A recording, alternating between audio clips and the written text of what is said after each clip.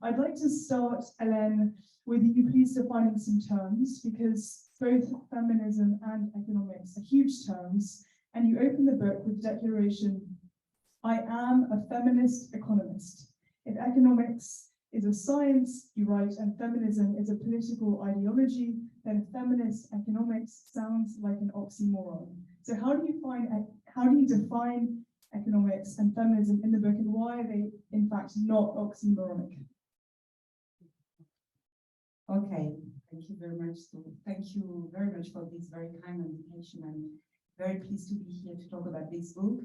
So it's a big question to start. Maybe I should start by the motivation of the book, and it will explain the way I define both economics on one hand and feminism on the other hand. So the motivation was twofold, actually. The first one was to kind of create a dialogue between those two fields. The one is feminism, gender studies, it's a big, interesting fields, and on the other hand, economics. Why so? Because when I have discussion with my colleagues working on gender studies, but with different orientation in terms of discipline, like sociologists, historians, political scientists, usually the vision they have of economics is a science, the science of capitalism, neoliberalism. So they have a bad image of what is economics exactly. And if you think about how economics works, when I talk with my colleagues, usually they do not know what gender studies is about and why feminism is, or feminist critique is really important in the scientific field. So I wanted to kind of create some bridges between those two areas. So first, if you think about feminism, we should put the pluriel, of course, because there are many types of feminism, but there are also common grounds, and we could say that common grounds in feminism is the desire to achieve gender equality, to promote women's rights, but the way you can achieve those goals can be very different with different types of feminism. If you think about liberal feminism, they will rely much more on the market economy to achieve such equality, relying on the idea that through the market, through employment and participation to the labor market of women, you can improve the situation. And let's say on the other hand, you have like materialist feminism or Marxist feminism, who will much more tackling both capitalism and patriarchy. So just to, it's a little bit caricatural, but just to explain that there are many types of feminism. It's also true for economics, but in French there is a sort of a confusion because we use the word economy, and then you have two different meanings of economy. It could be the science économique, which is economics in English, or economy like the economic organization, such as capitalism, for instance.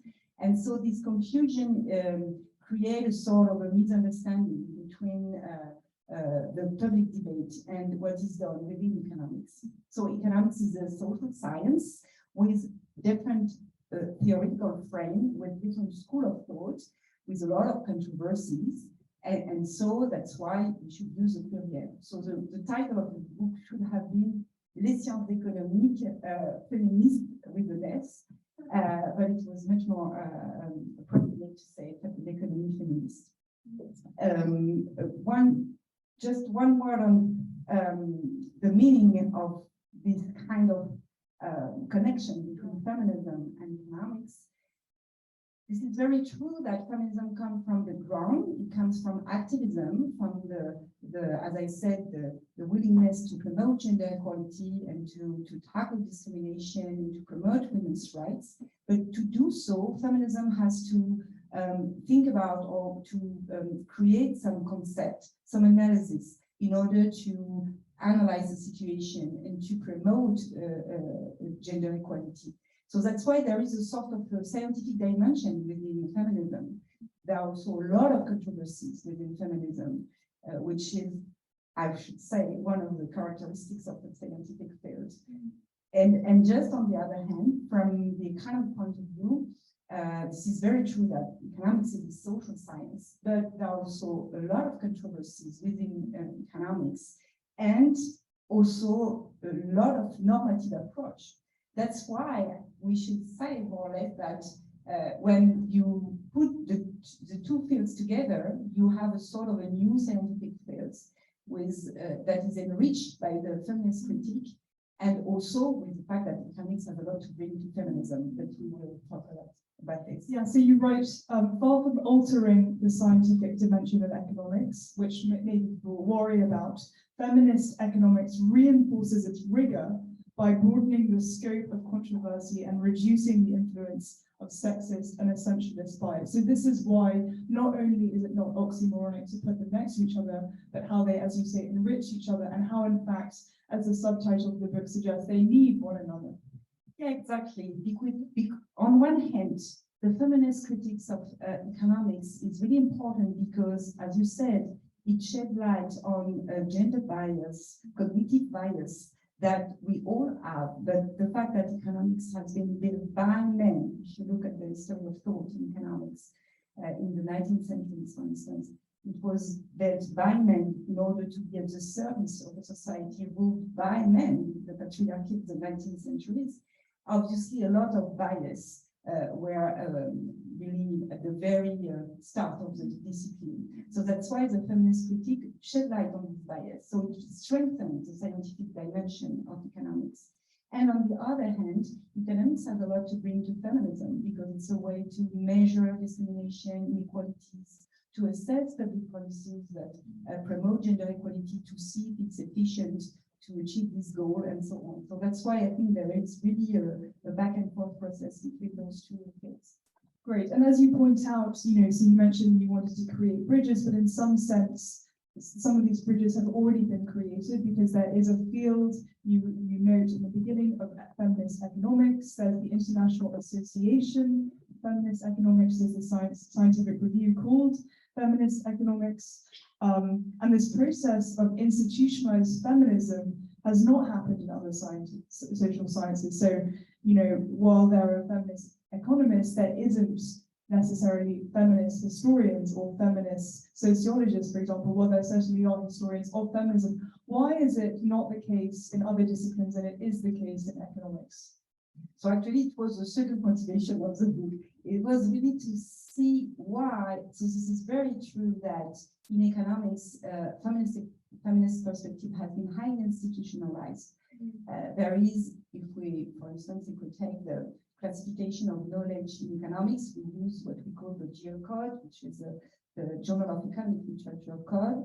And since the end of the 19th, there is a specific item for feminist economics. So meaning that there is a recognition of the peers of this bridge. And as you said, it's not the case neither in history, neither in sociology or political science. So it was puzzling for me. One reason might be, I'm not sure I'm right, but this is something I tried to analyze in the book, might be the fact that during the 19th centuries, economists have tried to define their discipline that was very new in the 19th centuries.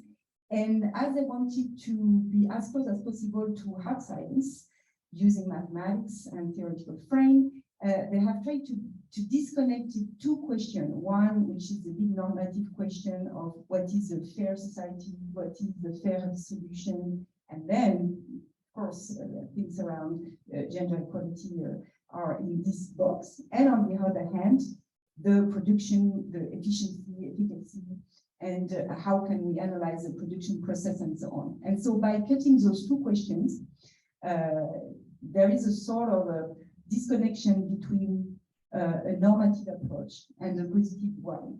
And then that's why maybe during the 20th centuries, at the middle of the 20th centuries, and progressively, some researcher and feminist researcher have tried to shed light on this and say that it's not possible not to have a normative approach when you do science. You need to know the society you wish to live in. You need to know what you want to know. And what you want to know is totally connected with the types of society you wish to build. And so that's why all scientists need to have a normative ground.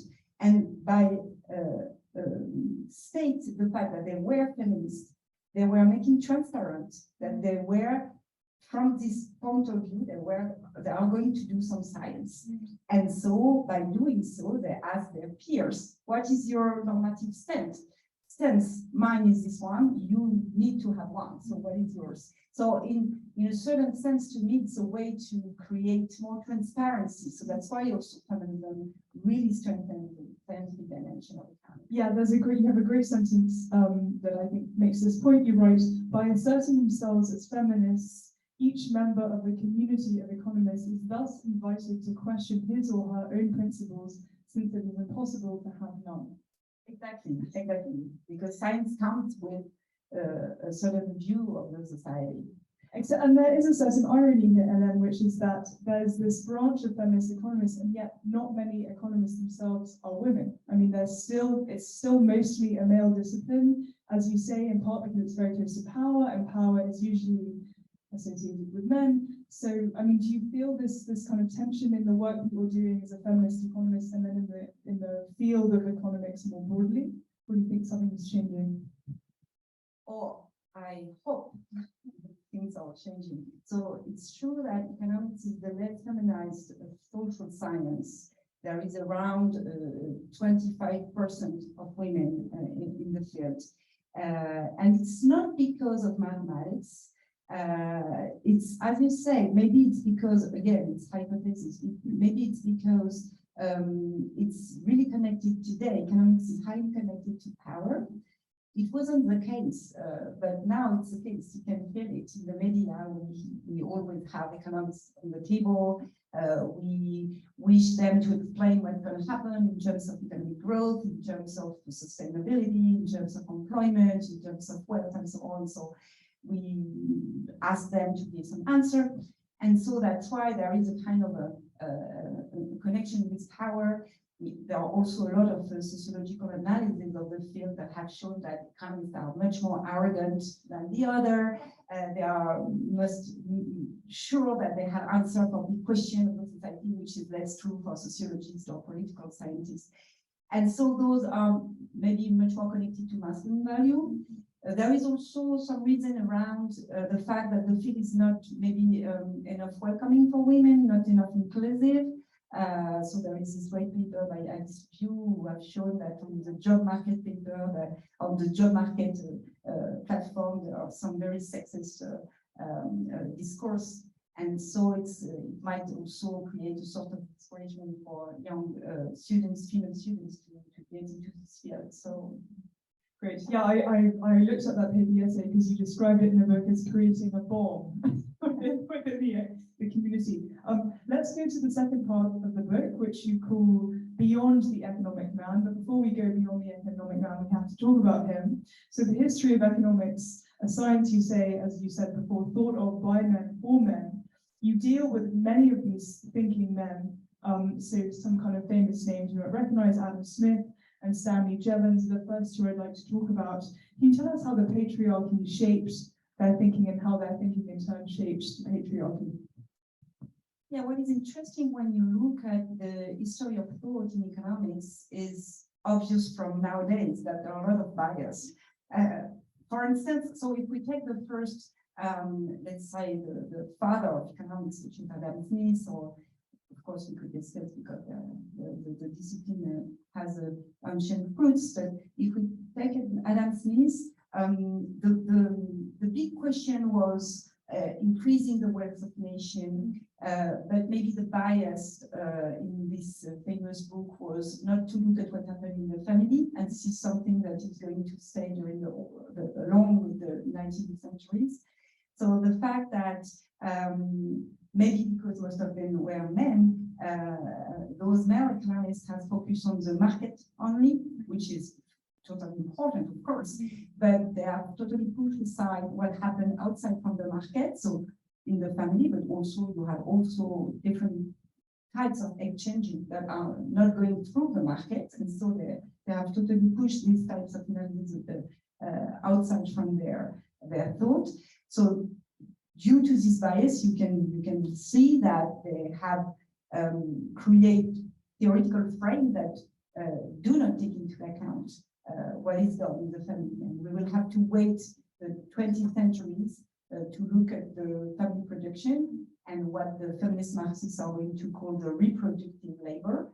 But there are also many other feminist researchers who have shed light on what happened in the family. So those bias was really here because they were not the social experiment of men and women were very different in the 19th century. It's still the case today, but it was very important in the 19th century. So that's why it has created a huge bias. Yes, so you point out, so this is from the Wealth of Nations from 1776, that Smith defines labor as productive work, so it stands in for and increases physical capital, which is to say produces physical material goods, and since domestic work is immaterial, he considers it unproductive and doesn't really talk about the gendered character of labor or even the gendered character of division of labor, which he hypothesizes in the book. Yeah, and I really like what Nancy Fabry, she's a very famous feminist economist, said about Adam Smith.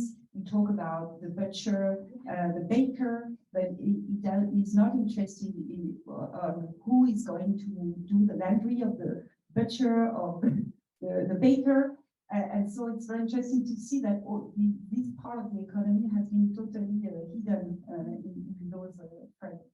And yet, there is some light within the 19th century. We have figures like John Stuart Mill and Friedrich Engels, who then, create a kind of strain of thought that lead into somebody like John Maynard Keynes. Can you tell us about Mill, for example, and how he created this counterpoint to somebody like Adam Smith? Yeah, what is interesting is to see that there is a feminist point of view in all school of thought. You can find feminist movement, whatever, if it's in liberal political economy or the Marxist one. So that's why it's interesting to take the example of John Stuart Mill, who is a liberal thinker, and he has written with his co-author, Harriet Taylor, because he has a partner who was a feminist, and he was a feminist. I don't know what is the causal effect of it. But then they have written this famous book, The Subjection of Women, that was really a big book during the 19th century and very important for feminism.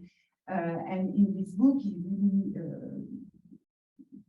really framed the fact that through liberalism, equality will emerge. So he was taking the hypothesis that there is no reason for women not to have the same ability as men, and so there is no way to prevent them from being educated, from working, for them to be married. And if you let them be totally free as men, then you will see that gender equality will be achieved. So it's very interesting to see this radical point of view, despite the fact that he really does not think about equality within family. He think about equality in the public spheres, which was really great and radical at that stage. But he does not think about what happened in the family either. And for him, once women get married, they make the choice to be involved in the family, but they should have the choice between being married or not. So, which was a very interesting open door for equality. And how will that influence somebody like Keynes in the 20th century? So John Maynard Keynes, for me, it's a little bit different in the sense that it's not clear that he's a feminist, even though there are some, let's say, little stone sometimes in which you can guess that we know that he was a progressive man, and specifically regarding the society in general. But in his theory, he has really put the emphasis on employment. Employment has as a kind of a trigger for economic growth. And this is much more how this theory has been used in the political realm that was not feminist, because we have put the emphasis on male employment in the aftermath of the Second World War, trying to see that this is to the men to work, not to women. But this is not what Keynes was saying. What's so brilliant too about your book, Hélène, is that not only do you treat these major male economists from a feminist perspective, but you also spend quite a lot of time recuperating various female economists whose, as you write, disqualified work has led to denial about their contribution to the discipline. In the interest of the space of your book, you say I can't read all of them, but you pick a few of them. I'm thinking particularly here of Julie-Victoire Daubier and Clémence Royer. Can you tell us why you chose these two among others and among others in the book, and how they exemplify this trend of disqualification and erosion? Yeah, it's part of the dynamic of feminist economy that was done in the US, for instance, or in Anglophone countries, trying to shed light on the contribution of female economists in the history of thought.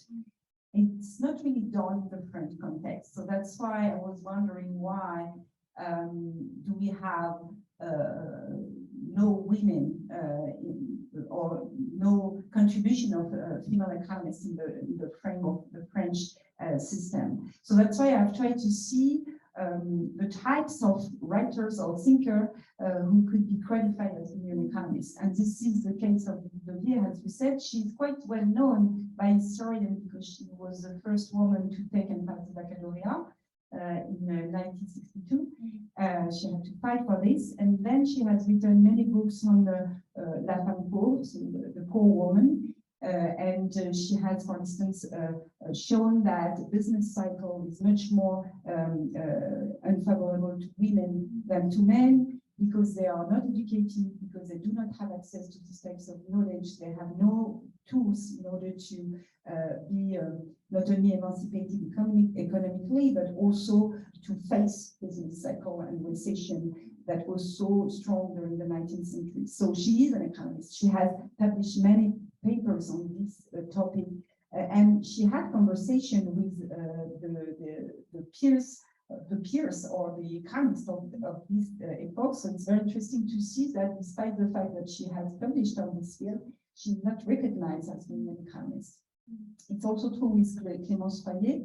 She's famous also because she was a translator in French of the theory of species by Charles Darwin, so that's why she's very famous. But she had also written a treaty on taxation, for which she had won a prize. Before Léon Walras, who's very famous, but she won the prize at first. And so this taxation treaty is really interesting because in this treaty, she tried to show that we need to have a modern taxation system based on the individual, a progressive system. And while she was thinking about this taxation system, she had to think about what should we do with the housewife and what is done within the family. And she wanted to tax these types of work because for her, it was a creation of wealth. And so it's really interesting to read her in this perspective. And so these women have contributed to the French economic thought. So why do you think that, as you say, in England and the United States, there is this trend of recuperating female, economists, historians, writers, and not so much in France? I don't know. Maybe first because the economic history is not that well developed in France, not as much as it is in the US and in the UK. So there are less funds for research on this. And it's also true in the history of economic thought. So it's part of the reason. And maybe also because the French l'Association Française de Sciences Économiques was not that interested in shedding light on those women. And it was the case. Some initiative has emerged in the US context, for instance, in the 70s, in order to create not only a kind of a network of female economists, but also to look at the past and to try to shed light on the contribution of some women who were totally forgotten. And so for you, starting out as a young economist, who are some more recent examples, possibly more well-known, who you look to for examples of good work, of brilliant work? Nowadays, to me, there are many types. So the one I have in mind are very interesting research done by a young researcher on gender bias in study, so in the types of orientation that are taken by students. So there are very interesting and stimulating research on this in the French context. So your question is in the French context, or in I mean, any context. Oh, any context. For instance, the Alice Blue, for instance, her paper was amazing, and she was really brave, I should say, to work very early, because she was very young when she has done this research on the discourse in the job market for young economists, and showing that it was so sexist and violence against women. So I think it's typically the types of young economists we need in order to be pushy. Okay, I want to go towards the end of your book, and since we are at the American Library in Paris, and towards the end of your book in chapter 6, it's called The Priority of Equality. You discuss how the new spirit of neoliberalism, which is not necessarily, you remind us, in alignment with the neoliberalism of the Chicago School, for example, considers that to fight against discrimination is to allow competitive markets to operate efficiently, which is to say, and I think you put this so succinctly, discrimination costs and equality pays. Tell us about the economic advantages of equality. So maybe just to start, in the book, I've tried to define precisely what I mean by neoliberalism. I think it's very important, because a lot of people use neoliberalism like, I don't know, sort of a flag. It's bad, you guess that it's bad, but you don't know exactly why it is. And so I wanted to not only to define it and to find the roots of it in the field of economics, because there are many types of neoliberalism. And so I have tried to show the contribution of some economists, not all economists, to this ideology, which is neoliberalism. And to me, the way I define it is to take the competition, the market competition, as an end for itself, and as the greed to organize all human society. That's why, for instance, if you think about Gary Becker or Milton Friedman, who are very emblematic of these types of point of view, they will also believe that we always believe that thanks to the competition, the market competition, you will put an end to any types of discrimination and unfair treatment. And if you're interested in this, you can look at the video by Milton Friedman.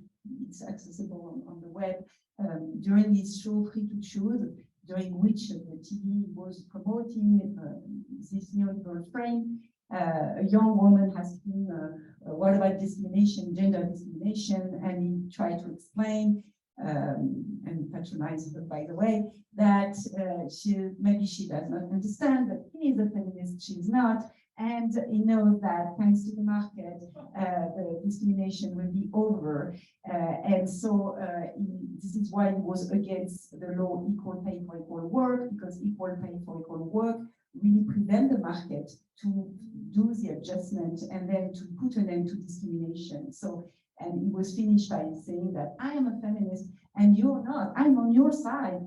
So it's really provocative, but it's emblematic also of this first spirit of neoliberalism. That's why it's not compatible with feminism, because in feminism, you put equality, gender equality as an end for itself. The market can be at the service of this goal, but it cannot be the opposite.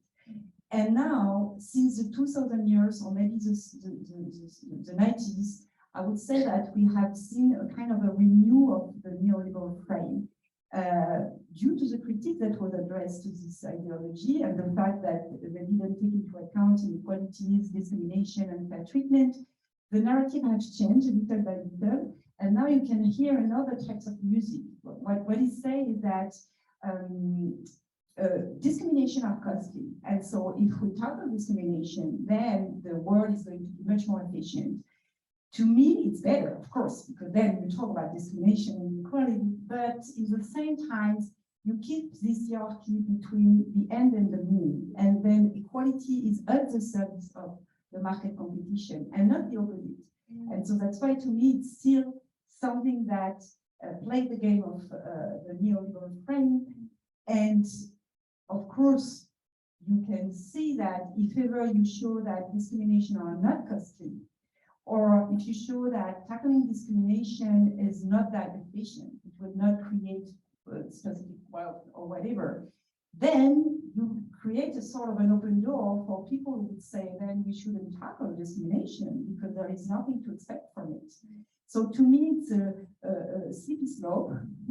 And so even though it's better than it used to be, it's still something that is related to neoliberalism.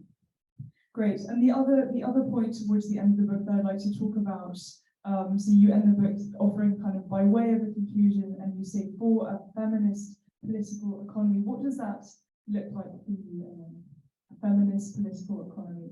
And why do you tentatively frame it as a conclusion? So you don't say this is my conclusion, you say towards a conclusion. Because it's just open question, because if I had the clue to really propose a feminist political economy, maybe that would be a whole other book. Yeah, exactly. Exactly. So maybe it's really the first thing I am really convinced of is that we need to have a sort of a systemic approach of public policies if we want to tackle gender inequalities. It means that those policies have to be implemented in the educational system, at the university, but also family policies. And I worked a lot on family policies, so that's why I have this focus on family policies, like parental leave, childcare system, and also, so this is, let's say, the basic idea I put on the table. And what I see, for instance, in the French context, is that we have made a lot of progress, we have to admit this, but we do not get enough further. For instance, if you look at the taxation system, it's really not gender equal, so we could reform it in order to have more means to create, for instance, childcare or parental leave that could be very gender friendly and so on. So you see, you cannot you cannot add new progressive social rights if you don't renounce to conservative rights. And so we try to implement new progressive rights, but we keep some conservative aspects of our public policy. So that's why I think it's not as dynamic as it should be. And one instance of this, one example of this not being dynamic, and you talk about this at the end of your book, and Thomas Piketty, who prefaces the book, also talks about this, is the European Commission's 2017, Piketty will call this timid guideline on work-life balance, reveals just how we're not quite there yet. So it's kind of a radical proposition, a guideline, and then it was rejected. And this is Macron, and I'm just going to translate this. Macron rejected it on these terms. So he, as you say, invokes the budget argument. He says, I approve of these principles, but this lovely idea is going to be very expensive and actually ultimately be unsupportable. Yeah, this is exactly what I meant by we need to renounce to some types of rights if you want to create new progressive rights. This directive was about implementing a new parental leave that should be totally shared between both parents, shorter and well paid, in order to really create incentive for father to take part of the leave and so on. And so Macron said that we can't afford this in France. Of course, we cannot afford if we don't change other part of the system. So that's why in the book I suggest that if we for instance, renounce to the taxation system of married couple in France that is very conservative and it has been implemented in the 50s and it's very costly actually, we could pay for this new parental leave. So that's why my point is to say this is exactly what could be a systemic approach. You could change things in order to promote this goal, which is gender equality. I just wonder about you using the word systemic, because it seems to me, just like neoliberalism, systemic, the system, this kind of big word is often thrown around and it's not quite clear what the precision of it means. How do you mean it? I mean, without kind of feeling that it's too vague. Exactly as I said. So systemic to me is to take all part of the redistribution system, so the tax and benefit system, And of course, it's only one part of this systemic approach, but this is the one I know the most, so that's why I'm going to focus on it. And to really change all part of it to promote the same goal. The problem here is that we have on one hand, for instance, in France, childcare, that it's quite efficient, and we have quite a high level of enrollment of young children in the childcare system in what we call école maternelle. But on the other hand, as I said, we have this taxation system of married couple that is very conservative and does not create incentive for sharing within couple and so on. So we need, what I mean by systemic is to look at all these parts of the tax benefit system with this same lens, which is sharing tasks within family, and then having a more equal labor market to achieve gender equality. I have a final question before we go to questions, which is that your book came out in 2020, and you've done a lot of press and promotion for it. I always kind of ask this question after we catch people, since the book has been published for a while. Over the course of your promotion of the book, what's been surprising about the various responses, and are there any parts of the book that you feel people maybe in France have missed or not talked about or focused on in particular, and what might it reveal about France and its relation to feminism and sexism today? I don't know, because you can have different reading of the book. I know that a lot of students really like the book because it's kind of didactical, especially for the first chapter, which is related to the history of economic thought that is so complicated, and I'm not a specialist of this, but I had to make the effort to look at the building of the discipline in order to see what is specific to it and why feminist economics matter so much. So this audience was much more interested in this part. This new spirit of neoliberalism was not maybe well understood, or I don't know, maybe less interesting for a lot of people, maybe because in France we think that we are outside from this neoliberal frame, I don't know. But yeah, maybe you have different part of the audience with different reading of the book. Thank you so much. Can we have a big round of applause for Hélène? We have lots of time for 20 minutes for your questions. Are there any questions?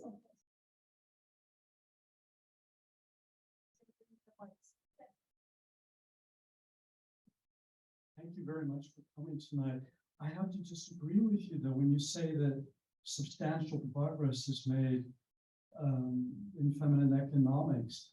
To me, in France, it seems like only very basic progress has been made and nothing truly substantial. And if you look at the boards of major companies, and within those boards too, you see it's just primitive progress.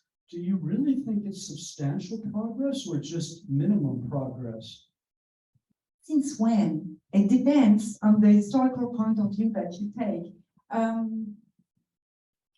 Okay, I would say that since the 50s, we have experienced in all high-income countries a huge improvement in terms of gender inequalities.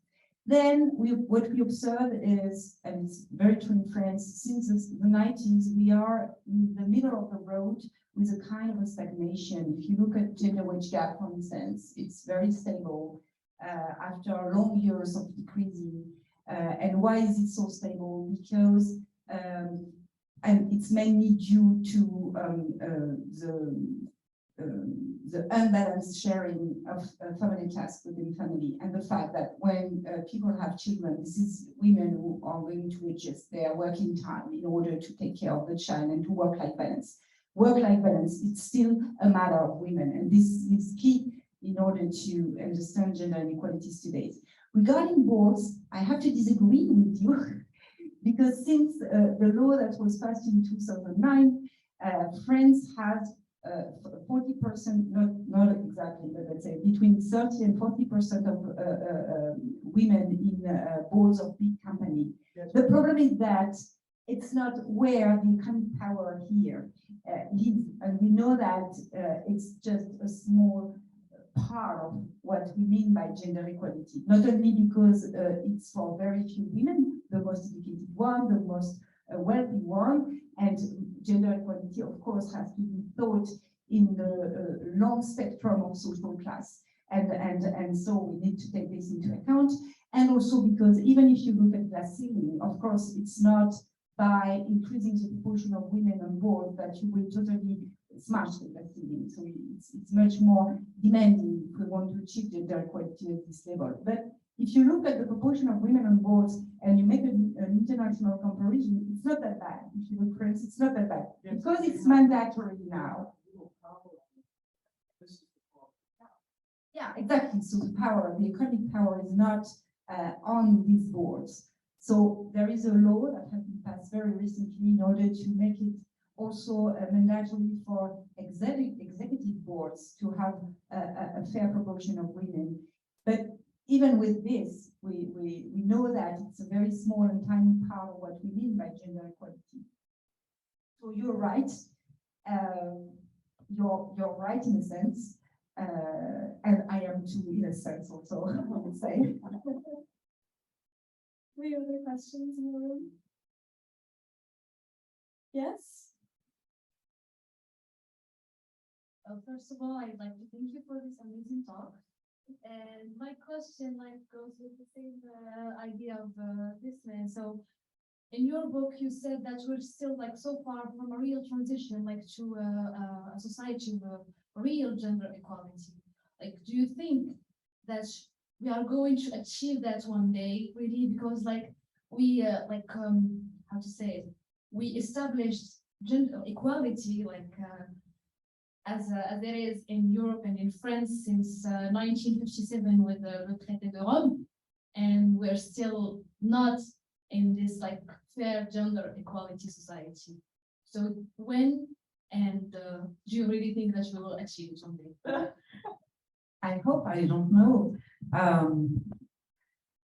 What is true is that there are a lot of resistance because this is where I disagree with the new spirit of neoliberalism. Equality is not necessarily something it's not a win-win process. And this is not how it is put for people. Now we have to say that equality is win-win, but it's not true. People are going to lose something, whatever it is, power, economic power, political power, and so on. And so that's why there are some resistance, and we can see those backlash with huge conservative backlash, not only in France, but you could say with a worldwide perspective. You can see it with the US with Trump, or you can see it with Bolsonaro in Brazil. So there are, or in the frame of the European Union, you can see it in Hungary and so on. So there are really a huge backlash due to the fact that there are resistance because it's not win-win. And equality is really demanding. It's demanding not only for those who are going to lose, but it's not easy neither for those who ask for those rights. So what you talk about is much more equality in the labor market. You were mentioning the Treaty of Roma and the fact that within this treaty, despite the fact that it was an economic treaty, there is an article dedicated to a gender pay gap, and the fact that a member of this treaty has to promote gender pay gap. The reason why it is on the treaty is because France had signed before Germany, thanks to the International Organization of Labor, a treaty in the early 20th centuries that was promoting gender equality, and that France were writing about a sort of unfair competition between female workers and in France and in Germany, because then due to this obligation to improve or to decrease the gender pay gap, the French government was afraid that there would be a sort of an unfair competition. So that's why it's in the Treaty of Roma. So it's interesting to see that by promoting a fair competition, it was an open door for gender pay gap, because thanks to this article, a huge dynamic in terms of law, European law promoting gender equality, promoting the law to tackle discrimination has been done. So in the dynamic of this treaty. So in the economic part of it, I would say that now we need to really, for high-income countries, because again, it might be very different in low-income countries, but in high-income countries, what is at stake is what happens in the family. And what we call the child penalty. So it's quite well known now in social science, the fact that this is women who are going to experience a collapse of their income once they have a child, and it's not true for men. Even in some countries, you see a kind of a raise of their wages when they have a child. So I don't know when and how exactly we can achieve this goal. But my answer would be that we will have to ask for it, because it's really something that is not easy to achieve. Do we have other questions in the audience? Yes. Yes. I would like to take the word equality off the table for a minute. Not that I don't want, oh, sorry, not that I don't want it.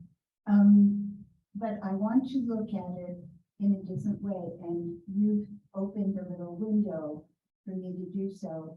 You talk about the family framework. I think that one of the problems is that we are still borrowing an old framework, and we are forgetting that women, I will put it in general, women look at economics, most women, we're not talking now about academics and philosophy or science, as you say. Most women bring a different framework to economics. They are, because of their roles, but also because of who they are, perhaps, they bring a framework of care and sustenance. And that isn't part of the male model of economics, and we'll stay with that category right now.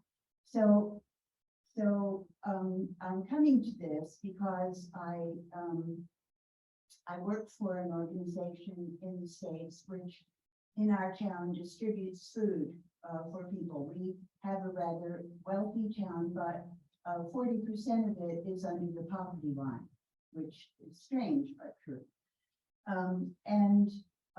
So this organization collects food from neighborhoods. They put it together, they organize things.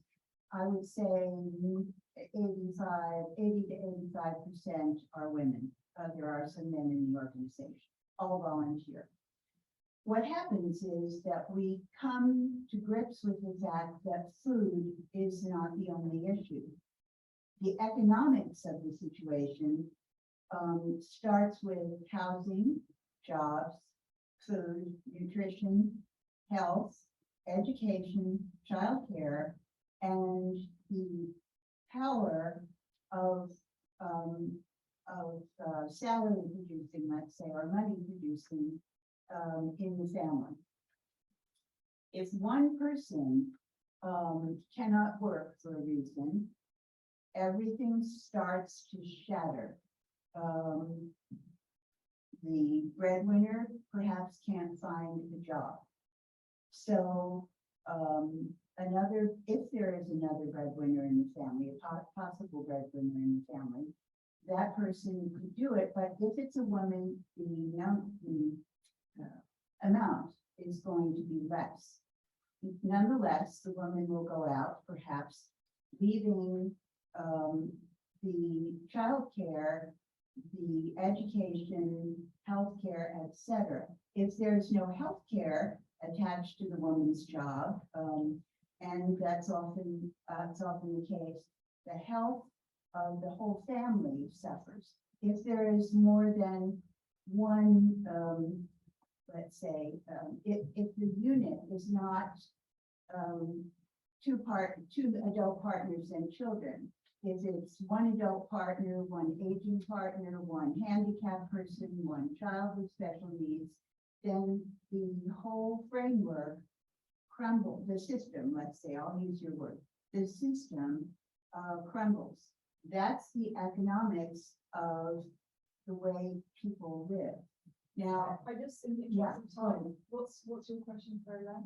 my question is, if you come down from the systematic economics you're talking about and the framework economics that I'm talking about, how do we achieve that? Because it doesn't come from above, it comes from below. Okay, thank you. So my understanding of your question, but I'm not sure it's how poverty, even in high-income countries, is highly related to gender inequalities. So this is very true, and also the way public policies achieve to tackle these types of inequalities. One big challenge in high-income countries is separation of couple, and the fact that you have a lot of lone mothers, single mothers, who have in charge children, and for which we need to have permanent policies who can really support them. It's very different in the US than it is in France, due to the fact that the public policies are obviously much more larger in the French context than it is in the US. And also because in the US you had a huge reform of the social system in the middle of the 90s, with this kind of welfare system that was implemented in 96, and that is targeted towards single mothers. What is interesting with this is that due to the fact that during the 70s, 80s, and 90s, the fact that it has become obvious that women should work, then it has created a sort of a gap between those who have access to the labor market with high, well-paid situation and then can afford to have access to childcare and so on, and those who cannot. And so in the US context, it has created a divide between different categories of women that exists also in France, but maybe it's larger in the US. And if you compare the European countries and the US, my vision of gender equality in both systems is that if you look at the highest level of the pyramid, gender equality are maybe lower in the US than it is in European countries, in most European countries. But if you look at the bottom, the population, those are who are the poorest. The situation is much worse in the US than it is in France or in European countries because of social policies, because of the minimum wage, because of different types of support that are here. So I'm not fully answer to your question, but this is very true that gender equality has to be achieved at the whole level of the society, and it's particularly important to look at this part of the population. And the gender division of labor has a higher impact for those who are less educated, and it puts women in a very precarious situation.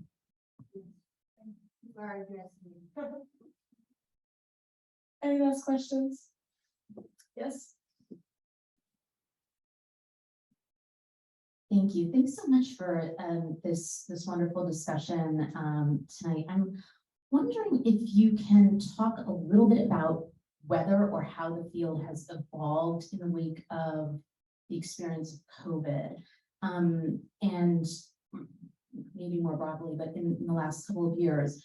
My recollection as a student was that the sort of prevailing view in the field of the gender division of labor was basically like, this is just women making individual choices, and if they choose to stay home, and that's their choice.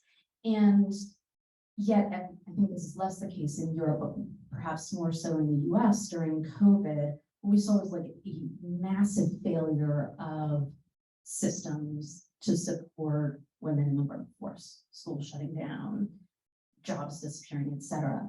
And I'm wondering if that has led to any potential rethinking in some quarters of the field about individual choice versus systemic supports.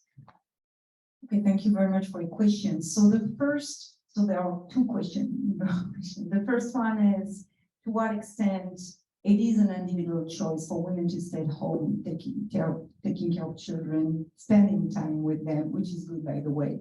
If we have children, it is to spend some time with them, not to put them in the crèche from 7 in the morning to 9 in the evening.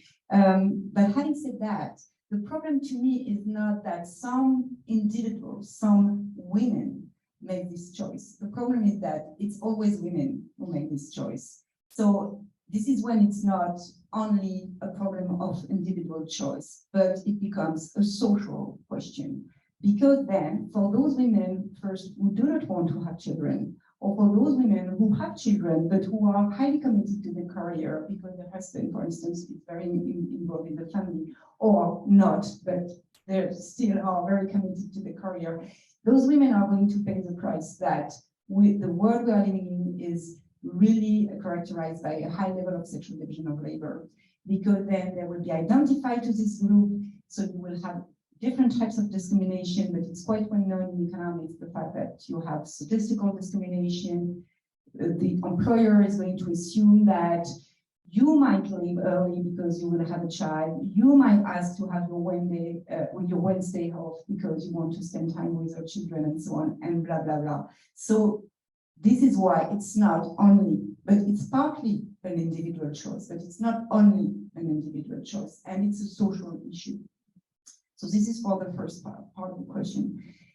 The second one, what happened during the COVID, it's quite obvious that it has been shown by a lot of surveys that was run during the lockdown, for instance, that what has been shown is that during this specific period, this is women who had to support the increasing of domestic tasks and educational tasks that had to be done. For instance, education for children, the preparing meals, and so on and so on. It's true in all countries. It's much more true in low-income countries without any comparison, but it's also true in high-income countries.